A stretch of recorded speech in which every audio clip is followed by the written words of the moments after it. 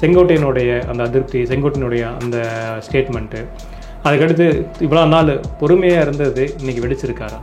கண்டிப்பாக இவ்வளோ நாள் பொறுமையாக இருந்தது வெடிச்சிருக்கு. காரணம், அதிமுகவில் வந்து பாஜக கூட்டணி தொடர்பாக 2 கருத்து ஸ்ட்ராங்காக இருக்கு. இப்போ செங்கோட்டையன் எந்த பக்கம் இருக்கார் சார்? பாஜக கூட்டணி வேணுங்கிறாரா வேண்டாங்கிறாரா சார்? செங்கோட்டையன் ஆரம்ப கட்டத்தில் கட்சி இதுங்கிற லெவலில் தான் இருந்தார். பாஜக கூட்டணி வேண்டாங்கிற லெவலில் தான் இருந்தார். ஈரோடு கிழக்கு முந்தைய இடைத்தேர்தலில் வந்து 30,000 முஸ்லீம் ஓட்டு போடலைங்கிறதெல்லாம் சொன்னார். ஆனால் இப்போ அவர் வந்து ஈரோடு கிழக்கில் நிற்கணும்னு சொன்னார். நிற்காமல் போனது வந்து கட்சிக்கு பாதிப்புங்கிறத உணர்றாரு. வேலுமணியோட டாமினேஷனால தான் இவர் இந்த மாதிரியான ஒரு வெளிப்படுத்த முடிய சூழல் வந்துடுச்சு செங்கோட்டையனுக்கு அப்படிங்கிறது. ஸோ இப்போ வேலுமணியுமே எடப்பாடியை விழுங்கிடுவார். கண்டிப்பாக வேலுமணி தனக்கு என்ன அரசியல் இதுவோ அதை கணக்கு பண்ணி தான் போவார். Velumani is a player. இப்போ செங்கோட்டையனோட இந்த ஒரு கருத்துக்கு பின்னணியில் பாஜக இருக்குதுன்னு பார்க்கலாமா? டைரெக்டாக பாஜக இருக்கிறதுக்கு எந்த ஆதாரமும் இல்லை. ஆனால் ஒரு சில நடவடிக்கைகளை பார்க்கும்போது பாஜகவுக்கு இப்போ திமுக, விஜய் எல்லாருமே தேர்தல் நோக்கி போயிட்டு இருக்காங்க. ஆனால் இன்னமும் இவங்க கூட அந்த உட்கட்சி சண்டை இன்னமும் போயிட்டு இருக்குது. இந்த சின்ன பிரச்சனை. விஜய் எங்க தேர்தல் நோக்கி போறாரு? அவங்க இப்போ வியூக வகுப்பாளர்கள் வந்திருக்காங்க, பொறுப்பாளர்கள் எல்லாமே பண்ணிருக்காங்க. நிர்வாகிகள் போட்டிருக்காங்களா? ஆள் இருக்கா? போட்டிருக்காங்களா சார்? மாவட்ட தலைவர்கள் போட்டு அதெல்லாம் வியூக வகுப்பாளரே பார்த்துட்டாரு. உங்களுக்கு கேண்டிடேட் இல்லை, ஒருத்தா கட்சி இல்லை, சும்மா ஜான் ஆரோக்கியசாமி உங்களை ஏமாத்திட்டு இருக்காங்க, ஏமாறாதீங்க, அசிங்கப்பட்டுருங்கிறத வியூக வகுப்பாளர் சொல்லிட்டு போயிருக்காரு. ஓகே, நீங்கள் இப்போ இந்த பிஜேபி கூட்டணி அப்படின்னு சொல்கிறீங்க அதிமுக. ஆனால் தொடர்ந்து இந்த 2 நாளாக செய்தி வந்துட்டு இருக்கு என்னென்னா, பிரசாந்த் கிஷோர் வந்ததுக்கான காரணம் இந்த கூட்டணி பற்றி பேசுவதுக்கு அது அதிமுகவுடான கூட்டணி இருக்கும் அப்படிங்கிற செய்தியெல்லாம் தான் வெளியில் வந்துட்டு இருக்கு. விஜய் நிரூபிக்காத விஜய்க்கு 12 சீட்டுக்கு மேலே எடப்பாடி கொடுப்பார் நான் கருதல. சீமான் நிற்கிறாரு தான், தொடர்ந்து நின்றுட்டு இருக்காரு தான். அந்த வாக்கு எங்கே யாருக்காக அப்படிங்கிறது ஒன்று இருக்குது. தொடர்ந்து தோல்வி பெறுவதற்காகவே நிற்கணுமா சார்? விஜய் நிற்காத ஒருத்தனோட தோல்வி பெறுவதற்காக களத்தில் வீரனா நிற்கிறோம் மேல் இல்லையா? சீமான் சொன்னது உண்மையே அவங்க மனச்சாட்சியே சொல்லிட்டு ஜான் ஆரோக்கியசாமி சும்மா மோசடியா பேரம் பேசுறதுக்கு ஒரு மோசடி இதை பண்ணியிருக்காருங்கிறது அவங்களே அதை ஒத்துக்கிட்டாங்க. ஏன்னா பண கொடுப்புங்கிறதுக்கு பதில் சொல்றாங்க. ஆனால் பணம் நிரூபிக்காத உன் பின்னாடி ஒன்றும் வரமாட்டாங்கிறது பதில் சொல்லலைன்னா உண்மையிலே பணம் நிரூபிக்காத விஜய் பின்னாடி 1% வாக்கெடுத்த ஒரு கட்சி கூட போகாது. இல்லை மோடி சீமான முதல்வர் வேட்பாளர் அறிவிக்கிற வாய்ப்பு இருக்குங்களா சார்? அரசியல்ல எதுவும் சாத்தியம். விஜய் வெற்றி பெற மாட்டாரு. 5 முறை போட்டி நடந்ததுன்னா விஜய்க்கு வந்து ஒரு வாக்கு பலம் கிடைக்கும். அது 4% புள்ளிகளை நான் வைக்கிறேன். பிரசாந்த் கிஷோர் 15 to 20ங்கிறாரு. இப்போ விஜய் 0% தான். நம்மளை பற்றி தெரியாத புதுசா வந்து பேசக்கூடியவங்களுக்கு இதெல்லாம் புரியாது. பாவம் அட்டுத்தனமா இருக்காங்க, விடுங்க அவங்கள. வணக்கம் சார். 2016 ஜெயலலிதா இறப்புக்கு பிறகு அதிமுக தொடர்ந்து அந்த உட்கட்சி விவகாரங்கள், ஒற்றை தலைமை அப்படி இப்படிலாம் போயிட்டு இருந்து அதெல்லாம் சமாளித்து இன்னைக்கு தன்னை ஒரு தலைவராக எடப்பாடி பழனிசாமி உட்கார்ந்துருக்காங்க. இப்படி இருக்கக்கூடிய சொல்ல மீண்டும் அந்த ஒற்றை தலைமைக்கான ஒரு விடயம் வந்திருக்குதா? மறுபடியும் அது ஒரு கேள்விக்குள்ளாக்கப்பட்டிருக்குதா? செங்கோட்டையனுடைய அந்த அதிருப்தி, செங்கோட்டையனுடைய அந்த ஸ்டேட்மெண்ட்டு, அதுக்கடுத்து இவ்வளோ நாள் பொறுமையாக இருந்தது இன்னைக்கு வெடிச்சிருக்காரா? கண்டிப்பாக இவ்வளோ நாள் பொறுமையாக இருந்தது வெடிச்சிருக்கு. காரணம், அதிமுகவில் வந்து பாஜக கூட்டணி தொடர்பாக 2 கருத்து ஸ்ட்ராங்காக இருக்கு. பாஜக மைனஸு, பாஜகவோட போனால் நம்ம வெற்றி பெற முடியாதுங்கிற ஒரு கருத்து அதிமுக பலமாக இருக்கக்கூடிய இடத்துல இருக்கு. சேலத்தில் 38%, தருமபுரியில் 23% நல்ல ஓட்டு தருமபுரியை பொறுத்தளவில் பாமகவை மீறி, சிதம்பரத்தில் 35%, விழுப்புரத்தில் 35%, கள்ளக்குறிச்சி நாமக்கல்ல 38-40, இப்படி பலமாக இருக்கக்கூடிய இடங்கள் திருவண்ணாமலை, காஞ்சிபுரம். ஒரு ஆவரேஜ் 23ன்னா அந்த அணிக்கு 30% அந்த அணி எடுத்த இடங்கள்லாம் வந்து பாஜக கூட்டணி வேண்டான்னு இருக்காங்க, இங்களுடைய கரூர். ஆனால் பாஜக கூட்டணி வேணும்னு கோவை, நீலகிரி, பொள்ளாச்சி, திருப்பூர், மதுரை, திருநெல்வேலி, தூத்துக்குடி, பாஜக எங்கெல்லாம் வலுவாக இருக்குதோ அந்த இடங்கள்லாம் வேணும். சென்னை, மத்திய சென்னை, தென் சென்னை வலுவாக உள்ள ஒரு 40% இடங்களில் அதிமுக பலகீனமாக இருக்குது. இங்கே அதிமுகவுக்கு வந்து பாஜக கூட்டணி தேவை. அதிமுக வலுவாக இருக்கக்கூடிய இடங்களில் பாஜக பலகீனமாக இருக்குது. எதிர்ப்பும் பாஜகவுக்கு இங்கே ரொம்ப ஜாஸ்தி இருக்குது அந்த ஏரியாக்களில். இங்கே சிவி சண்முகம் போன்றவங்க பகுதிகளில் சிவி சண்முகம், வீரமணி, அன்பழகன், சொரத்தூர் ராஜேந்திரன், கேபி முனுசாமி பேர் கொஞ்சம் ஆதரவும் இருக்குது பாஜகவுக்கு. இவங்க பகுதிகளில் வந்து பாஜக கூட்டணி வேண்டான்னு இருக்காங்க. ஸோ இந்த எண்ண ஓட்டத்துக்குள்ள ஒரு முடிவு தான் எடுக்க முடியும் எடப்பாடி. பாஜக வேணுமா வேண்டாமாண்டு. வேணும்னு முடிவெடுத்தா ஒரு சிலர் திமுகவுக்கே போகலாம், வேண்டான்னு முடிவெடுத்தா ஒரு சிலர் வந்து பாஜகவுக்கே வரலாம். இப்போ செங்கோட்டையன் எந்த பக்கம் இருக்கார் சார்? பாஜக கூட்டணி வேணுங்கிறாரா வேண்டாங்கிறாரா சார்? செங்கோட்டையன் ஆரம்ப கட்டத்தில் கட்சி இதுங்கிற லெவலில் தான் இருந்தார். பாஜக கூட்டணி வேண்டாங்கிற லெவலில் தான் இருந்தார். ஈரோடு கிழக்கு முந்தைய இடைத்தேர்தலில் வந்து 30,000 முஸ்லீம் ஓட்டு போடலைங்கிறதெல்லாம் சொன்னார். ஆனால் இப்போ அவர் வந்து ஈரோடு கிழக்கில் நிற்கணும்னு சொன்னார். நிற்காமல் போனது வந்து கட்சிக்கு பாதிப்புங்கிறத உணர்றாரு.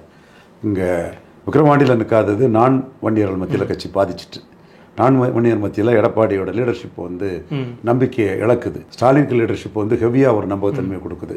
23% இரட்டையிலை வாக்குகள் வந்து திமுகவுக்கே போயிருக்கு. அப்போ நான் வன்னியர்கள் வந்து நம்புகிறாங்க, ஒரு காஸ்ட் நியூட்ரல் லீடர் ஸ்டாலின் அவர்களை நம்புகிறாங்க. இங்கே வந்து இவங்க சிவி சண்முகம், எடப்பாடி இவங்கெல்லாம் இன்னும் 36% வாக்கு இருந்தும் கண்டஸ்ட் பண்ண முடியலன்னு சொல்லும்போது அந்த கட்சி வாக்களித்த வன்னியர் அல்லாதவரோட நம்பிக்கை இழக்கிறாங்க. பாமக ராமதாஸ் வந்து அங்கே களத்தில் நின்று தன்னை நிலைநாட்டி 29% வாக்கு எடுத்துட்டார். மக்களவைத் தேர்தலில் பின்னடைவு சந்தித்தவர் இடைத்தேர்தலில் வந்து 29% வாக்கு எடுத்து தன்னை நிலைநாட்டிக்கிட்டார். ஈரோடு அதனால வேண்டான்னு விக்கிரவாண்டியை புறக்கணித்ததே தப்புன்னு உணர்றாங்க. அந்த தப்புக்கு பிறகு தொடரக்கூடாது, ஈரோட்டிலையும் நிற்கணும்னு சொல்கிறாங்க. ஈரோட்டில் என்ன ஆக போகுதுன்னா, கொங்கு வேளாளர்கள் வந்து மட்டுமே இன்றைக்கி அதிமுக கூட இருக்கிறாங்க. மற்ற ஏடிஎம்கேல வந்து பலன் இல்லாத ஜாதிகள் வந்து பெருமளவு திமுகவுக்கும் ஒரு கணிசமான அளவு சீமானுக்கும் போயிட்டாங்க. சீமானுக்கு ஓட்டை நீங்கள் பார்த்தீங்கன்னா அதிமுகவில் உள்ள கொங்கு வேளாளர்கள் வந்து நோட்டாக்கு போட்டிருக்காங்க, போட வரல. ஆனால் அதிமுகவில் உள்ள இதர ஜாதிகள், தேவேந்திர குல வேளாளர், பறையர் போன்ற ஜாதிகள் அதிமுக போட்டவங்க வந்து சீமானுக்கு போட்டிருக்காங்க. அருந்ததியர் பாஜக அதிமுக வாக்காளர்கள் திமுகவுக்கே போயிட்டாங்க. ஸோ இந்த களத்தில் வந்து செங்கோட்டையன் நின்று இருக்கணும்னு சொல்கிறாரு. இல்லை, அப்படி பார்க்கும்போது ஆனால் சீமானுக்கு அதிகமான வாக்கு வந்திருக்குன்னு சார். ஒரு அதிமுகவும் புறக்கணிச்சிருக்காங்க. ஆனால் போன இடைத்தேர்தலை விட இந்த இடைத்தேர்தலில் அதிகமான வாக்கு சதவீதம். அதிமுக ஓட்டே 23 தானே. டெபாசிட் இழந்துடும் தானே அவங்க புறக்கணிச்சாங்க. செங்கோட்டையன் நின்று ஃபைட் பண்ணுனாங்க. அவங்க 23, பாஜகவுக்கு 8 தானே. 23 8 31. கழிஞ்ச இடைத்தேர்தலில் 25 எடுத்தாங்க. சீமான் 6 எடுத்தாப்புல. ஸோ 8க்கு பதிலாக சீமான் 6 எடுத்தாப்புல. இவங்க 31க்கு பதிலாக 25 எடுத்தாப்புல. அப்போ சீமானுக்கு வாக்கு 6, இவங்க வாக்கு 25. அந்த 25ல் 10 இங்கே பேருக்கு 15 இல்லை. ஆனால் 35 இப்போ 80 ஆயிருக்குல்ல சார் இவங்களுக்கு பார்க்கும்போது. அதான் 55 ஆயிருக்கும்ல திமுகவுக்கு. அதான் 15 அங்கே பேருக்கு 65% வாக்கு எடுத்தாங்க. இப்போ வந்து 74 எடுத்திருக்காங்க. அப்போ இந்த 25 பாஜகவும் அதிமுக சேர்ந்து 25% வாக்கு எடுத்தாங்க. நீங்கள் தெளிவாக பாருங்கள், 9% அங்கே போனது 65 9 74. மீதி வந்து எவ்வளோ இருக்குது? 11% சீமானுக்கு வரவும் 6 11 17 16 சுழற்சிகள். அங்கே சுழற்சிகள் நோட்டா இதுக்கெல்லாம் கொஞ்சம் போனதுனால அது சீமானுக்கு அதிமுக போக திமுகவுக்கு போக அதிமுகவிலிருந்து சீமானுக்கு வர வேண்டிய ஓட்டுகள், பாஜகவிலிருந்து வர வேண்டிய ஓட்டுகள் நோட்டாக்கு போயிருக்கு. சீமானா தான் கிளைம் பண்ணுறாரு. என் ஓட்டு என்ன நம்பி எடுத்த ஓட்டு. நான் திப்பு சுல்தான் சொல்லி தான் அந்த ஓட்டு எடுத்தேன். பழனிபாபாவை சொல்லி தான் அந்த ஓட்டு எடுத்தேன். நான் ரஹீமை பிரச்சாரம் பண்ணி தான் அந்த ஓட்டு எடுத்தேன். மாட்டரிச்சை பற்றி பேசி ஏர்போர்ட் மூர்த்தியை முன்னிலைப்படுத்தி தான் அந்த ஓட்டு எடுத்தேன்.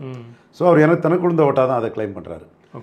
எனிவே அதிமுக நிற்காதது ஒரு கணிசமான பகுதி நான் வெள்ளாள கொன்ற ஓட்டு திமுகவுக்கு, இன்னொரு கணிசமான அதிமுக நான் வெள்ளாள கொன்ற வந்து அதர் தான் லிங்குஸ்டிக் வந்து சீமானுக்கும் போயிட்டு. அப்போ நான் வெள்ளாள கொன்ற லிங்குஸ்டிக்கும் ஸ்டாலினுக்கு போகிறாங்க. ஸ்டாலின் என்டையர் அருந்ததியர்களும் மேற்கு தமிழகத்தில் கன்சால்டேட் பண்ணுறாரு. அப்போ எடப்பாடியோட இந்த நடவடிக்கை தவறுங்கிற எண்ண ஓட்டம் செங்கோட்டையன் சுட்டி காட்டுறாரு. அந்த எண்ண ஓட்டமும் இருக்குது. எனவே இப்படி போனால் பாராளுமன்ற தேர்தலோட அதிமுக பலையினப்படுங்கிறதான் செங்கோட்டையனுக்கு கருத்து. ஸோ அதில் அந்த ரிவோல்ட்டை பண்ணுறாரு. ஆனால் செங்கோட்டையனோட இன்னமும் சொல்கிறாங்களா சார், கோபியை தாண்டி தமிழகம் மூலம் அவர் ஒரு அரசியல் மையப்படலை அப்படிங்கிற ஒரு விமர்சனம் அவர் மீது வைக்கப்படலை சார் இன்னைக்கு சொல்லும் போது. கோபியை தாண்டி தமிழகம் முழுவதும் மையப்படலைங்கிறது உண்மைதான். ஆனால் தமிழ்நாட்டில் அவருக்கு சசிகலா எதிர்ப்பாளர்னு ஜெயலலிதா உயிரோடு இருக்கும்போதே 400 வண்டியில் போனாருங்கிறதுக்காக அவருக்கு பதவியை பிடுங்குறாங்க. எல்லாம் பண்ணதும் ஜெயலலிதாவே அவரை கண்டு மறண்டாங்கிறதும் உண்மை. எம்ஜிஆருக்கு கோவை செல்லியன் இவங்களுக்கு எல்லாம் எதிராக போகும்போது நின்று ஒரு நாளும் சரி, அந்த ஜெயலலிதாவோட லீடர்ஷிப்புக்கு மேற்கு பகுதியில் எம்எல்ஏக்களை திரட்டினவர், 89 மேற்கு பகுதியில் எம்எல்ஏக்கள் வெற்றி பெறதுக்கு காரணமானவர்னு அவருக்குன்னு ஒரு வரலாறு இருக்கத்தான் செய்யுது. இப்போ எடப்பாடி 2-3 தடவை எலெக்ஷனில் நின்று அவர் ஸ்டெபிலைஸ் ஆகிட்டு இருக்காரு. நான் எடப்பாடியை நான் குறைச்சி மதிப்பிடலை. Need not underestimate anybody including Edappadi Palaniswami. But இந்த ரிவோல்ட் வந்ததுன்னா மேற்கு பகுதியில் பாஜக இருந்தால் தான் ஜெயிக்க முடியுங்கிற அந்த எம்எல்ஏக்கள் செங்கோட்டை முன்னாடி போவாங்க. அதே வேளையில் வட தமிழகத்தில் பாஜக இருந்தால் தோற்று போகணும்னு நினைக்கிறவங்கெல்லாம் எடப்பாடி பழனிசாமி கூட தான் இருப்பாங்க. ஜெயக்குமார், சிவி சண்முகம்லாம் எடப்பாடி பழனிசாமி கூட தான் இருப்பாங்க. இப்போ செங்கோட்டையனோட இந்த ஒரு கருத்துக்கு பின்னணியில் பாஜக இருக்குதுன்னு பார்க்கலாமா? டைரெக்டாக பாஜக இருக்கிறதுக்கு எந்த ஆதாரமும் இல்லை. ஆனால் ஒரு சில நடவடிக்கைகளை பார்க்கும்போது பாஜகவுக்கு இது ஹேண்ட் இருக்கும். ஏன்னா எடப்பாடி பழனிசாமியை பலப்படுத்தினா அவர் காங்கிரஸுக்கு 20 சீட்டு கொடுப்பார். நடராஜன் அடித்தது காரணமே அவர் ராகுல் காந்தியை வச்சு யார்கிட்ட என்ன மாதிரி பவர் போட்டிஸ் பண்ணுறதுங்கிற இதில் தான் அவங்க பண்ணாங்க. பட்டு விட்டா நடராஜன் இந்தியா ஃபுல்லாக பொலிட்டிக்ஸ் பண்ணக்கூடியவர். ஓகே, அதனால தான் அன்னைக்கு அவர் வெற்றி பெற்றிருந்தா அவர் மனைவி சிஎம்மா தொடர்ந்துருந்தா இன்றைக்கும் அவங்க சிஎம்மா தொடர்ந்துருப்பாங்க. அந்த அளவுக்கு அவங்க கில்லாடித்தனமும் திறமையும் ஜெயலலிதாவே அவங்க நிலைநிறுத்தி விட்டதில் அவங்க தான், அவங்க பங்கு பெருசு, அது எல்லாருமே பேசக்கூடியது தான். அப்போ அந்த அளவுக்கு கெப்பாசிட்டி உள்ள அவங்க வந்து கண்டினியூ பண்ணியிருந்தாங்கன்னா பெரிய பலத்தில் இருப்பாங்க. அவங்கள ஏன் மோடியை பாஜக அடிச்சதுன்னு சொன்னால் அவங்க காங்கிரஸுக்கு ரொம்ப முக்கியத்துவம் கொடுத்து பொலிட்டிக்ஸ் பண்ணுவாங்க. இப்பவும் எடப்பாடி ரொம்ப கெப்பாசிட்டி உள்ளவர். அவர் இந்த சட்டமன்ற தேர்தலில் ஓரளவு பலம் பெற்றா கூட காங்கிரஸுக்கு மக்களவை தேர்தலில் 20 சீட்டு ஆஃபர் பண்ணுவார். ஓகே, 20 சீட் ஆஃபர் பண்ணுவார். அப்படியெல்லாம் பண்ண கூட்டணி உடையதுக்கான ஒரு வாய்ப்பும் இருக்குதா இது மூலியமா? வந்து இந்தி கூட்டணிலாம் ஒன்றும் உடையாது. அவங்க ஸ்ட்ராங்காக இருக்காங்க. வெற்றி பெறவங்க வெற்றி. அப்புறம் எப்படி சார் காங்கிரஸுக்கு இவர் வந்து சீட்டு கொடுக்குறாங்க அப்படிங்கிறது? பலம் பெற்றா மக்களவை தேர்தலில் ஆஃபர் கொடுப்பார். இப்போ உடையாதுன்னு சொன்னேன். ஓகே, 2026 தேர்தலுக்கு உடையாது. 26 இவர் பலம் பெற்று ஓரளவு நின்னாருன்னா எனக்கு இந்த அணியெல்லாம் தோற்று போகுது, பாஜக நின்று பலம் பெற்று தோத்தாலும் பாஜக நான் தோப்பேன், காங்கிரஸுக்கு 20 சீட்டு கொடுத்து 29 ஜெயிப்போன்னு காங்கிரஸ் நோக்கி நகர்வார். இப்போ திமுக விஜய் எல்லாருமே தேர்தல் நோக்கி போயிட்டு இருக்காங்க. ஆனால் இன்னமும் இவங்க கூட அந்த உட்கட்சி சண்டை இன்னமும் போயிட்டு இருக்குது. இந்த சின்ன பிரச்சனை. விஜய் எங்க தேர்தல் நோக்கி போறாரு? அவங்க இப்போ வியூக வகுப்பாளர்கள் வந்திருக்காங்க, பொறுப்பாளர்கள் எல்லாமே பண்ணி அவங்க நிர்வாகிகள் போட்டிருக்காங்களா, ஆள் இருக்கா, போட்டிருக்காங்களா சார்? மாவட்ட தலைவர்கள் போட்டு அதெல்லாம் வியூக வகுப்பாளரே பார்த்துட்டாரு. உங்களுக்கு கேண்டிடேட் இல்லை, ஒருத்தா கட்சி இல்லை, சும்மா ஜான் ஆரோக்கியசாமி உங்களை ஏமாத்திட்டு இருக்கான், ஏமாறாதீங்க, அசிங்கப்பட்டுருங்கிறத வியூக வகுப்பாளர் சொல்லிட்டு போயிருக்காரு. ஓகே, கட்சி ஆரம்பிச்சுட்டு இடத்தேர்தல் இருக்காது, கோலத்தனம், அது மக்கள் மத்தியில் சரியான இது. அவங்க ஆரம்பிக்கும் போது 2026 தான் எங்களோட இலக்கு. அது அவங்க சொல்லலாம். ஓகே சார், கட்சி ஆரம்பிச்சுட்டு நிற்காதவனு கோலத்தனம் தான் மக்கள் நினைப்பாங்க, மற்றவங்க விமர்சனம் பண்ணுவாங்க. நீங்க தப்பா புரியாம சொல்லிட்டு இருந்தீங்க. நீங்க சொன்னா அதை ஏத்துட்டு போறதுக்கா மக்கள் இருக்கான், சீமான் நிற்கிறான்ல, எல்லா இதுலயும் தைரியமா வந்து. ஆனால் அது என்ன சார், அது வந்துட்டு ஒரு அந்த ஏதாவது ஒரு பயன் பண்ணணும்ல. சீமான் நிற்கிறாரு தான், தொடர்ந்து நின்றுட்டு இருக்காரு தான், அந்த வாக்கு எங்க யாருக்காக அப்படிங்கிறது ஒன்று இருக்கு. தொடர்ந்து தோல்வி பெறுவதற்காகவே நிற்கணுமா சார்? ஒரு விஜய் நிற்காத ஒருத்தனோட தோல்வி பெறுவதற்காக களத்துல வீரனா நிற்கிறோம் மேல் இல்லையா? சொல்லுங்க. களத்துல போரிடவும் வேறு இல்லையா? வேடிக்கை பார்க்க ஒதுங்குறவனோட போரிடவும் வேறா இல்லையா? அவன் வீரமானவனா இல்லையா? ஓகே, களத்துல போரிடவும் வீரமானவன் இல்லையா? புளிச்சட்ட மாற மாதிரி பேசிட்டு இருக்க கூடாது. ஓகே, களத்துல போரிடவும் வீரவனா இல்லையா? அவன் போரிடுறான், என்னைக்கா ஒரு நாள் ஜெயிப்பாங்க நம்பிக்கையில போரிடுறான். இது கமலஹாசனும் தினகரனும் போரிடாம விட்டுட்டு போனதுனால தான் 8.12 வந்திருக்காப்புல சீமான். இன்னைக்கு எடப்பாடியும் என்டிஏயும் நிற்காதனால தான் சீமானுக்கு எடப்பாடி என்டியும் பலகீனப்படுத்தி நாளைக்கு வளர்றதுக்குள்ள வாய்ப்பு வந்திருக்குது. ஓகே, இந்த உட்கட்சி பிரச்சனையை சரி பண்ணுவாரா சார் எடப்பாடி? கஷ்டம். அதாவது கட்சி இன்னும் பலவீனமாக தான் போயிட்டு இருக்கு. கண்டிப்பாக பலவீனமாக தான் அடையும். பாஜகவுக்கு சாதமாகும், நாம் தமிழர் சாதமாகும். இந்த பலவீனமாக விஜய்க்கு சாதகமாகாது. விஜய் என்ன பண்ண போறாருன்னு தெரியாம அவரை பற்றி நம்ம என்ன சொல்ல முடியும்? கொள்கை எல்லாமே அறிவிச்சிட்டாரு. 234 நிற்க போறாரா? 234 நிற்க போறாராங்கிறது ஓகே சார். நின்னா எடப்பாடிட்டு இருந்து அவரும் கொஞ்சம் ஓட்டை பிரித்து எடுப்பார். ஏன்னா எடப்பாடி தான் பலவீனப்படுவார். அவர் 234 நின்னா அது எடப்பாடி பலவீனப்படுத்துவார். ஒருவேளையில் மோடி சீமான ப்ரொஜெக்ட் பண்ணிட்டாருன்னா அந்த இடத்துல இவர் விஜய்க்கு ரோலே இருக்காது. இல்லை, மோடி சீமான முதல்வர் வேட்பாளர் அறிவிக்கிற வாய்ப்பு இருக்குங்களா சார்? அரசியலில் எதுவும் சாத்தியம். நிதிஷ்குமார் அறிவிக்கல, மொப்டி மோகன் செய்து கூட அலையன்ஸ் வைக்கல, மாயாவதியை சப்போர்ட் பண்ணல. சீமான் வந்து பறையர் தேவேந்திர உளவேளாளர் வண்ணார் நாவிதர் குயவர்னு 100% கம்யூனிட்டி ஓட்ஸை திரட்டி வச்சுட்டு இருக்கிறாரு. அவர் பஞ்சமி நிலத்துக்காக போராடுறாரு. பாஜகவுக்கு linguistic minority, upper caste, Brahmins இவங்க ஆதரவு இருக்குது. பீகாரில் பூமிகார், பிராமின், ராஜ்புட்டு, கயஸ்தா இந்த மாதிரி அப்பர், ஜெய்ஸ்வால் இந்த மாதிரி அப்பர் ஆதரவு வந்து பாஜகவுக்கு இருந்தது. கோரி, குர்மி இவங்க ஆதரவு நிதிஷ்குமாருக்கு இருந்தது. லாலுவை தோக்கடிக்க முடியல. அப்போ நிதிஷ்குமாருக்கு ஒரு ஆஃபரை கொடுத்து அது ரெண்டாவது இடத்துக்கு வந்தாங்க. அப்புறம் முதல் இடத்துக்கே வந்தாங்க. இங்கே வந்து எடப்பாடி காங்கிரஸுக்கு 20 சீட் ஆஃபர் பண்ணுவார்னு ஒரு சந்தேகத்துக்குரியவராக இருக்காரு. சீமான் 8% இருக்கவர் காங்கிரஸுக்கு ஆஃபர் பண்ண முடியாது. அந்த இதுலேருந்து வந்தவர் தான். அவர் வந்து தொடர்ந்து காங்கிரஸ் எதிர்த்து வந்தவர் தான். பிறப்பே காங்கிரஸ் எதிர்ப்பில் வந்தது தான். அப்போ சீமான் சம்மதிச்சு ஒரு ஆஃபர் கொடுத்தா 2வது இடம் உறுதியாக கிடைக்கும். எடப்பாடி 3வது போயிட்டாருன்னா காங்கிரஸுக்கு இங்கே ஆப்ஷன் இல்லாமல் போயிடும். அப்போ பாஜக நாம் தமிழர் கூட்டணி அமைவதற்கான சூழல் அப்படி இருக்குதா சார்? 2026 தேர்தல் 26 பிப்ரவரியில் தான் பல மாற்றங்கள் எல்லாமே தெரியும். அதுவரை எல்லாமே கேஷியம், ஒவ்வொருத்தரோட நரேட்டிவ், எக்ஸ்பெக்டேஷன் இதில் தான் போகும். நான் மோடிக்கு 2029 சீமான் சம்மதிச்சு ஒரு அலைன்ஸ் இருந்தால் அது 29 மோடிக்கு சாதகமாக அமையும்னு நினைக்கிறேன். 26 ஒரு நல்ல ரிசல்ட்டை கொடுக்கும் நான் எதிர்பார்க்குறேன். மோடி என்னோட கருத்துக்கு வெயிட்டேஜ் கொடுப்பார், அது எல்லாத்துக்குமே தெரியும். தமிழ்நாட்டில் உள்ள எல்லா அரசியல் தலைவர்களுக்குமே தெரிஞ்ச ஒரு விஷயம். அது சசிகலா அம்மையார் விஷயத்தில் நிரூபிக்கப்பட்ட ஒரு விஷயம். ஸோ நான் மோடி நன்மைக்காக தான் நம்ம திங்க் பண்ணுவோம். ஜேடிஎஸ் கூட்டணியில் கொண்டு வரணும் நம்ம முத சஜஸ்ட் நீங்க இப்படி ஒரு நன்மைக்காக நீங்க போயிட்டு இருக்கீங்க சார். ஆனா இன்னைக்கு நாம் தமிழ்ல இருந்து பல பேர் முக்கியமான தலைவர்கள், இரண்டாம் கட்ட தலைவர்கள், அவர் வலதுகரமா இருந்தவங்க எல்லாருமே இதை தான் காரணம் சொல்லி வெளியேறிட்டு இருக்காங்க. இது எப்படி சார் பாக்குறது? ஏன்னா இப்ப வந்து ரஜினி சந்திப்புக்கு பிறகு குருமூர்த்தி சந்திப்பு இந்த மாதிரியான கதைகள் எல்லாம் சொல்றாங்க. இதனாலதான் எல்லாருமே வெளியே போயிட்டு இருக்காங்கன்னு சொல்றாங்க. இது பலவீனம் தானே சார்? அவங்க வெளியே போன புறமா அவர் 16% ஓட்டு எடுத்து எடப்பாடி நிற்க முடியாத களத்தில், என்டிஏ நிற்க முடியாத களத்தில் ஒரு ஹீரோவா நின்றுட்டாரு. விஜய் என்டர் பண்ண முடியாத களத்தில் ஹீரோவா நின்றுட்டாரு. நின்று 16% ஓட்டு எடுத்துட்டாரு. அந்த 16% தனக்கு தமிழ்நாடு உள்ள ஓட்டுங்கிறாரு. ஒரு நாள் எனக்கு எதிராக திமுகவும் அதிமுகவும் ஒன்று சேர்ந்து நிற்பாங்கன்னு சொல்றாரு. இவங்களை போன முறை ஒரு தன்னம்பிக்கையோட அதை சொல்றாரு. இல்லை, ஒரு மாற்றுன்னு சொல்லிட்டு வரவர், ஒரு விஷயம் பண்ணுறவர், அட்லீஸ்ட் ஒரு 50-50 வரலாம்ல சார்? இது 16% ரொம்ப ஒரு குறைஞ்சபட்சம். அது டெபாசிட் கூட வாங்க முடியாத ஒரு சூழல். ஆமாம், டெபாசிட் வாங்கல. இதுக்கு முன்னே எப்போ டெபாசிட் வாங்கியிருந்தார்? எத்தனை பேர் வந்தவங்க டெபாசிட் வாங்கியிருந்தாங்க? 16%ங்கிறது களத்திலே நிற்காத எடப்பாடியை பலகீனப்படுத்தி இன்னும் உயரும், களத்திலே வராத என்டிஏ பலகீனப்படுத்தி இன்னும் உயரும். அப்படிதான் களத்துக்கு வராத கமலஹாசன் தினகரனை பலகீனப்படுத்தி அவர் உயர்ந்தார். ஓகே, அப்போ 2026 தேர்தலுக்கு நம்ம நீங்கள் சொல்கிற மாதிரி சீமான் அவரோட இது இருக்காது. ஆனால் 29க்கான ஒரு முயற்சி போயிட்டு இருக்குது.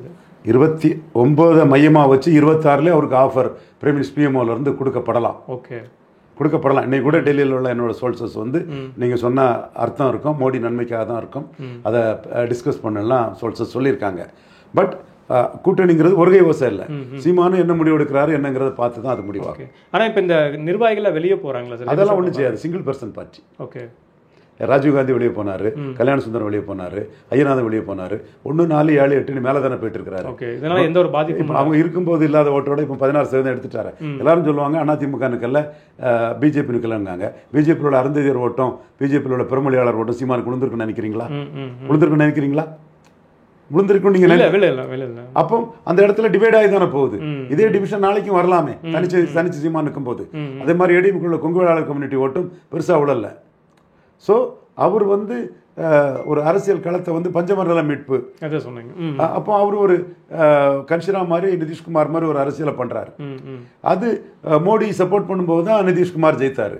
வெறும் நிதிஷ்குமார் ஆட்சியை பிடிக்கல. அப்படி ஒரு வாய்ப்பு மோடிட்டு தனக்கு கிடைச்சா அவர் அதை அவைல் பண்றதா அவருக்கு கரெக்டா இருக்குங்கிறது என்னோட பார்வை. பட் அவர் இன்னைக்கும் முஸ்லீமுக்கு ஆதரவா தான் அந்த அறிக்கை வெளியிட்டு இருக்காரு. ப்ரோ முஸ்லீமாட்டு தன்னோட பழைய ட்ராக்ல தான் அவர் போயிட்டு இருக்காரு. அது அவர் உரிமை. இப்போ அதிமுகவில் சார் இருக்கிற இந்த பிரச்சனைகள் எல்லாமே சரி கட்ட இவருக்கான தீர்வு என்ன சார்? இப்போ தொடர்ந்து இப்போ இவங்க குரல் எடுக்க ஆரம்பிச்சிட்டாங்க. அடுத்து இந்த சின்ன மேட்டர் வந்துச்சு. ஒருவேளை சின்னத்தை முடக்கிறதுக்காக பாஜக அடுத்த எதுவும் நடவடிக்கை எடுப்பாங்களா? ஏன்னா இப்போ தேர்தல் ஆணையம் தான் முடிவெடுக்கலாம் அப்படின்னு சொல்லிட்டு நீதிமன்றங்கள் தீர்ப்பு வழங்கியது. பிரமாஸ்திரமாக அதை முடிவெடுத்து எடப்பாடியை பலகீனப்படுத்துறதுக்கான வாய்ப்புகள் உண்டு. பட் எடப்பாடி ஃபைட் பண்ணுவார், ஃபைட்டர், விட்டுட்டு போக மாட்டார். கருணாநிதி ஜெயலலிதா மாதிரி, கலைஞர் புரட்சி தலைவர் மாதிரி லீடராக முயற்சி பண்ணக்கூடியன்னு தான் சொன்னேன். கவுண்டர் பண்ணான்னு சொன்னேன். விட்டுட்டு போக மாட்டார், பட் பலகீனப்படுவார். ஏன்னா இந்த ரெட்டலையால தான் அவருக்கு வந்து கட்சி ஒற்றுமையா இருக்குங்கிற ஒரு தோட்டம் கொடுத்தது. இந்த ரெட்டலையை மீறிய நான் பெனிஃபிஷரி காஸ்ட் ஆஃப் 2 லீஃப் சீமான் பக்கம் போயிட்டாங்க, அண்ணாமலை பக்கம் வந்துட்டாங்க. அப்படி இருக்கும்போது ரெட்டலை ஃப்ரீஸ் ஆனாலும் அவர் தாக்கு பிடிப்பார். ஆனால் ஒரு பெரும் பகுதி ரெட்டலைக்காக அவர் கூட நின்ன ஒரு பகுதி அவரை விட்டு வெளியேறுவாங்க. இதில் இப்போ மூத்த அமைச்சர்கள், மூத்த நிர்வாகிகள்லாம் போகிறதுக்கான வாய்ப்புகள் இருக்கா சார்? ஏன்னா அது அப்படி ஒரு பேச்சு அடிபட்டு இருக்குது. இப்போ வந்து தொடர்ந்து வந்து வேலுமணியோட டாமினேஷனால தான் இவர் இந்த மாதிரியான ஒரு வெளிப்படுத்த முடிய சூழல் வந்துருச்சு செங்கோட்டையனுக்கு அப்படிங்கிறது. ஸோ இப்போ வேலுமணியுமே எடப்பாடியை விழுங்கிடுவாரா? கண்டிப்பாக வேலுமணி தனக்கு என்ன அரசியல் இதுவோ அதை கணக்கு பண்ணி தான் போவார். Velumani is a player. எப்படி பிளே பண்ணுறாருன்னு தெரியல. இப்போ வேலுமணிக்குள்ள இம்பார்ட்டன்ஸ் கூட செங்கோட்டையனுக்கு இன்னைக்கு எரிச்சலை கொடுத்துருக்கலாம். நாளைக்கு செங்கோட்டையன் வேலுமணி ஒன்றா கூட இருக்கலாம். நீ வேலுமணி எம்எல்ஏ ஆகணும்னா பிஜேபி கூட்டணி தேவைங்கிற ஒரு சூழ்நிலை தான் இன்னைக்கு வேலுமணி இருக்கார். பட் எடப்பாடி வேலுமணிக்காக பிஜேபி கூட்டணிக்கு போனாருன்னா சிவி சண்முகம், ஜெயக்குமார், கேபி முனுசாமி, அன்பழகன், வீரமணி இவங்களுக்கெல்லாம் அரசியல் வாழ்க்கை போச்சு. எம்எல்ஏ ஆக முடியாது இவங்கெல்லாம். ஸோ அவங்கெல்லாம் கிறிஸ்டின், முஸ்லீம்ஸ், பறையர் எல்லாம் ஓட்டு எதிராக போயிடும்னு அவங்கெல்லாம் ஏற்றுக்க மாட்டாங்க. அந்த பகுதியில் தான் ஏடிஎம்கே செல்வாக்கும் இருக்கு. ஸோ அதில் எடப்பாடி என்ன முடிவு எடுக்கிறாருங்கிறதையும் பொறுத்து தான் பார்க்கணும். நீங்கள் இப்போ இந்த பிஜேபி கூட்டணி அப்படின்னு சொல்கிறீங்க அதிமுக. ஆனால் தொடர்ந்து இந்த 2 நாளாக செய்தி வந்துட்டு இருக்கு என்னன்னா, பிகே பிரசாந்த் கிஷோர் வந்ததுக்கான காரணம் இங்கே கூட்டணி பற்றி பேசுவதுக்கு அது அதிமுகவுடான கூட்டணி இருக்கும் அப்படிங்கிற செய்தியெல்லாம் தான் வெளியில் வந்துருக்கு. பல நிரூபிக்காத விஜய்க்கு 12 சீட்டுக்கு மேலே எடப்பாடி கொடுப்பாரு நான் கருதல. 12 சீட்டு எடப்பாடி விஜய் அக்செப்ட் பண்ணுவாரான்னு எனக்கு தெரியல. ஓகே, இவ்வளோதான் இவ்வளவுதான் என்னோட கருத்து. ம் ம் ம் பல நிரூபிக்காத விஜய்க்கு 12 சீட்டுக்கு மேலே கொடுக்க மாட்டார். விக்கிரவாண்டியிலே விஜய் ஒண்ணுமில்லைன்னு உதயநிதி ஸ்டாலின் நிரூபிச்சிட்டாரு. அது கண்ணெதிர தெரியாது. அந்த கூட்டணி அமைஞ்சாலும் அது வந்து திமுக அந்த கூட்டணி எப்படி அமையுதுங்கிறதான பிரச்சனை. பலன் விஜய் பிரபாகரன் சொல்றாரு, விஜய் பல நிரூபிக்கிட்ட அப்புறம் பார்ப்போங்கிறாரு. அண்ணாமலை சொல்றாரு அன்ப்ரூவ்டு விஜய்ங்கிறாரு. சீமான் அப்பவே சொல்லிட்டாரு பலன் நிரூபிக்காதவன் பின்னாடி யாரும் வரமாட்டான். விஜயகாந்த் பின்னாடியாவது மக்கள் நல கூட்டணி நடந்தது, அதுல ஆள் இருந்து பலன் நிரூபிக்காத உன் பின்னாடி ஒன்றும் வரமாட்டாங்கிறத சீமான் சொல்லியிருந்தாரு. அதெல்லாம் அக்செப்ட் பண்ணிக்கிட்டாங்க. இப்போ கொழுப்பு பிடிச்சி பணக்கொழுப்பு பிடிச்சி ஒரு பிரசாந்த் கிஷோருக்கு பணம் செலவு பண்ணியிருக்காங்கிறதுக்கு பதில் கொடுத்துருக்காங்க. சம்பத் குமார்னு அவரோட நிர்வாகி ஒரு சகோதரர் ஒருத்தர் கொடுத்துருக்கிறாரு. ஆனால் அன்னைக்கு வந்து பல நிரூபிக்காதவன் பின்னாடி ஒன்று வரமாட்டான்னு சொல்லும்போது அது உண்மைன்னு ஒத்துக்கிட்டாங்கன்னு அர்த்தம். அதுக்கு பதில் சொல்லலை, இதுக்கு பதில் சொல்றாங்கன்னா அது உண்மை. எங்க கூட யார் வராங்க பாருன்னு சொல்லியிருக்கணும். சீமான் சொன்னது உண்மைன்னு அவங்க மனச்சாட்சியே சொல்லிட்டு ஜான் ஆரோக்கியசாமி சும்மா மோசடியா பேரம் பேசுறதுக்கு ஒரு மோசடி இதை பண்ணியிருக்காருங்கிறது அவங்களே அதை ஒத்துக்கிட்டாங்க. ஏன்னா பணக்கொடுப்புங்கிறதுக்கு பதில் சொல்றாங்க. ஆனால் பணம் நிரூபிக்காத உன் பின்னாடி ஒன்றும் வரமாட்டாங்கிறதுக்கு பதில் சொல்லலைன்னா உண்மையிலே பணம் நிரூபிக்காத விஜய் பின்னாடி 1% வாக்கெடுத்த ஒரு கட்சி கூட போகாது. 4% ஓட்டு எடுத்த புதிய தமிழம் போனாலும் 20 சீட்டு கேட்பாங்க. அப்போ விஜய்க்கு பலம் என்னன்னு சொல்ல போறீங்க? 2.5%-ஆ இல்லை 3%-ஆ? அவங்க 20% சொல்றாங்கல்ல சார். அவங்க சொல்றது இருக்கட்டு, நான் பலம் நிரூபிக்காத ஒருத்தர் கூட ஒருத்தர் போக மாட்டாங்கன்னு. 90 லட்சம் உறுப்பினர்கள் சேர்ந்திருக்காங்க. அதுதான் அந்த மோசடியை நான் சொல்றேன். 90 லட்சம் உறுப்பினர் சேர்ந்தாங்கன்னா விக்கிரவாண்டியில் ஒரு 40,000 பேர் இருக்கணும். விக்கிரவாண்டியில் நோட்டா ஜெயிக்குங்கிற அளவுக்கு சொன்னாங்க. விக்கிரவாண்டியில் நோட்டாவுக்கு முன்னோட ஓட்டு குறைஞ்சிடுச்சு. அப்ப எல்லாமே மோசடி. ஜான் ஆரோக்கியசாமி பிராண்டிங் மாஸ்டர் வச்சு மோசடியும் பண்ணிட்டு இருக்கிறாங்க. நான் சொல்றதெல்லாம் ஃபேக்ட். இத யாருக்கிட்டே நான் எஸ்டாப்ளிஷ் பண்ண தயாரா இருக்கேன் ஆதாரங்களோட. அப்ப இந்த வியூக வகுப்பாளர்களோட இந்த சந்திப்பு, இந்த ஆலோசனை இப்ப ஆதவர்ஜனாவும் போய் இணைஞ்சிருக்காரு. ஏன்னா இப்ப சரி, ஆதவர்ஜனா விடுதலை சிறுத்தையில 8வது இடத்துல இருந்தவர் தாவேக்கால 3வது இடத்துக்கு போயிருக்காரு. விடுதலை சிறுத்தையோட சின்ன கட்சி தாவேக்காங்கிறத ஒத்துக்கிறாங்களா? இல்ல, பெரிய கட்சி தானே தாவேக்காங்கிறது. விடுதலை சிறுத்தைகளை விட பெரிய கட்சி மாநிலம் முழுவதும். 8வது இடத்துல இருந்த அந்த கட்சியில இருந்தவர்களுக்கு நீங்க 3வது இடம் கொடுத்துருக்கீங்களே. அந்த கட்சியில இருந்தா ஆதவர்ஜனாவுக்கு 8வது இடம், இந்த கட்சியில இருந்தா 3வது இடம். அப்ப சின்ன கட்சியில தானே பெரிய இடத்துக்கு வர முடியும். லாஜிக் தப்பாங்கிறீங்களா? நான் விடுதலை சிறுத்தைகள் பெரிய கட்சி, விடுதலை சிறுத்தைகள் வெற்றி பெறா இருக்காங்க, வெற்றி பெறக்கூடிய கட்சி. விஜய் வெற்றி பெற மாட்டாரு. 5 முறை போட்டி நடந்ததுன்னா விஜய்க்கு வந்து ஒரு வாக்கு பலம் கிடைக்கும். அது 4% புள்ளிக்குள்ள நான் வைக்கிறேன். பிரசாந்த் கிஷோர் 15 to 20ங்கிறாரு. இப்போ விஜய் 0% தான். தீபா ஜெயக்குமார், சசிகலா அம்மையார், விஜய் 3 வரை இப்போ 0% தான். இப்போ வந்து திமுக அணி 47%, அதிமுக அணி 23%, என்டிஏ 18%, சீமான் 8.2%. இப்போ விஜய் 0%. இது எத்தனை சதவீதம் வருங்கிற 2026 தெரியும். 5 முறை போட்டி இருந்ததுன்னா விஜய் 4% வருவார் நான் சொல்றேன். பிரசாந்த் கிஷோர் 15 to 20ன்னு சொல்றாரு. பூமிகார் பிராமின் நினைக்கிறேன் அவரு. பூமிகார் பிராமின் பிரசாந்த் கிஷோர் பாண்டே சொல்றதா, ஜெய்ஸ்வால் நாடார் ரவீந்திரன் துரைசாமி சொல்றதா கரியாங்கிறது 26 ரிசல்ட்ல தான் தெரியும். அதுவரை எனக்கு இது என்னோட ப்ரெடிக்ஷன், இது அவருக்கு கிளைம். அது ஒன்றும் ரிசல்ட் இல்லை, நான் சொல்றது ரிசல்ட் இல்லை. யாராத்தா சத்தாங்கிறது ஜெய்ஸ்வால் நாடார் ஷைன் பண்றாரா, பூமிகார் பாண்டே பிராமின் பூமிகார் பாண்டே ஷைன் கரெக்டா வராராங்கிறது 26 ரிசல்ட்ல தான் தெரியும். சரிதானா? இதை இப்படியே முடிச்சிருங்க. அடுத்து எங்க தலைமையில கூட்டணிங்கிறாப்புல பல நிரூபிக்காதவங்க கூட யாரும் கூட்டணி வர மாட்டாங்கிறத சீமான் சொல்றாப்புல. நம்ம கண்ணுக்கு தெரிஞ்சு விஜய் தலைமையில யாரும் கூட்டணி. அப்புறம் அதிமுக காத்துட்டு இருக்குது அப்படின்னு சொல்றாங்களா சார் விஜயோட கூட்டணிக்காக? அதான் நான் சொல்றேன், 12 சீட்டு கொடுப்பாருன்னு சொல்றேன். ஓகே, அந்த 26 பிப்ரவரியில போனா 12 சீட்டு கொடுப்பாரு. பல நிரூபிக்காதவங்க அவர் தான் கொடுப்பாரு. அதுக்கு மேல கொடுத்தாருன்னா அவர் பலகீனம் அடைஞ்சிட்டாருன்னு அர்த்தம். ஓகே, அப்ப அதிமுகவோட அந்த கூட்டணி யார் கூட? பாஜக அந்த என்டிஏ கூட்டணியோட அப்படியே கண்டினியூ 26 வரை என்ன வேணாலும் பேசலாம். கூட்டணி சம்பந்தமா ஆளுக்கு பேசலாம், பேசிட்டே இருக்கலாம். சோ மெனி பெர்மிட்டேஷன் காம்பினேஷனை பற்றி பேசலாம், ஒப்பீனியனேட்டடா பேசலாம். பல மாற்றங்களுக்கும் மாறுதலுக்கும் உள்ளது. விஜய பிரபாகரன் நாங்க பல நிரூபிச்சவங்க, பல நிரூபிச்ச பிறகு விஜய் பற்றி கூட்டணி பேசலாம்னு சொல்றாரு. அப்போ விஜய பிரபாகரன் வந்து அதிமுக கூட்டணியில இருக்கிறாங்க. அவங்க வந்து தாவேக்காவோட குறைஞ்ச சீட்டுக்கு அங்க இருக்க தயாரில்லை. இப்ப அந்த ராஜ்யசபா சீட்டு யாருக்கு சார் கொடுக்க போறாங்க? தேமுதிக கொடுத்துருவாங்கன்னு நினைக்கிறேன். மஸ்ட் இல்லை அப்படி இருந்தால் அங்கே கேண்டிடேட் யாராக சார் இருப்பாங்க? பிரேமலதா விஜயகாந்தா தான் இருப்பாங்க. பிரேமலதா விஜயகாந்த் தான் இருப்பாங்க. சார் இப்போ இந்த சின்ன விஷயம் சார், மறுபடியும் அந்த சின்னத்தில் வரேன். இப்போ சி.வி. சண்முகம் இந்த ஒரு இதை வச்சிருக்காரு. தேர்தல் ஆணையத்துக்கு வந்து இதுக்கான அதிகாரம் கிடையாது, உட்கட்சி விவகாரங்களை தலையிடுவதற்காக அப்படின்னு சொல்லிட்டாங்க. நீதிமன்றம் இதான் சொல்லியிருக்காங்க. அப்படிதானா சார்? இல்லை இதை வந்து அரசியலாக்கிறதுக்கு தான் இப்படி தொடர்ந்து, இல்லை ஒரு லாக் வைக்கணும், செக் வச்சுட்டே இருக்கணும் எப்போதும் அப்படின்னு பாஜக ப்ளே பண்ணிட்டு இருக்காங்க? பாஜக செக் வைக்க தான் ப்ளே பண்ணுறாங்க. ஓகே. பட் அவங்க நல்லா ஸ்ட்ராங்காக தான் எடப்பாடி சி.வி. சண்முகம் அதை எதிர்கொள்கிறாங்க. இந்த விஷயம் வந்து அவங்களுக்கு ஒரு பாசிட்டிவான ஒரு இதாக தான் இருக்கும் இல்லைங்களா? சின்னங்கிறது அந்த சின்னம் வந்து நான் பெனிஃபிஷரி காஸ்ட், அந்த சின்னத்தை டெசைட் பண்ணிட்டாங்க. ஜெயலலிதா உயிரோடு இருக்கும்போது மக்களவைத் தேர்தலில் 45% வாக்கெடுத்த அந்த சின்னம் இப்போ 20% தான் வாக்கெடுத்திருக்காங்க. 25% வாக்கு 14லேருந்து 24 10 வருஷத்தில் அந்த சின்னத்துக்கு காணலை. அப்போ அந்த சின்னத்தில் பலனளிக்காத ஜாதிகளை வந்து டிசைட் பண்ணிட்டாங்க. நான் எடப்பாடி கிட்ட சேலஞ்ச் பண்ணி தானே பண்ணேன். நாடார் பெல்ட்டில் டெபாசிட் இழக்க வைக்கணும் சேலஞ்ச் பண்ணி தானே பண்ணேன். கன்னியாகுமரியில் 4%, இது திருநெல்வேலியில் 8%, தூத்துக்குடியில் டெபாசிட் போயிட்டு 3 நாடார் டாமினேட் இடத்துல டெபாசிட் போயிட்டேன். நம்மளை பற்றி தெரியாத புதுசாக வந்து பேசக்கூடியவங்களுக்கு இதெல்லாம் புரியாது. பாவம் அட்டுத்தனமாக இருக்காங்க, விடுங்க அவங்கள. இப்போ ஓபிஎஸ் டிடிவி இப்போ ஒருவேளை பாஜக அந்த கூட்டணி கூட அதிமுக போனதுன்னா இது ஒரு பெரிய அவங்களை சமாளிக்கக்கூடிய ஒரு பெரிய இதாக இருக்கும். இதெல்லாம் there are so many ifs and buts. நம்ம கற்பனையாக தான் போயிட்டு இருக்கணும்.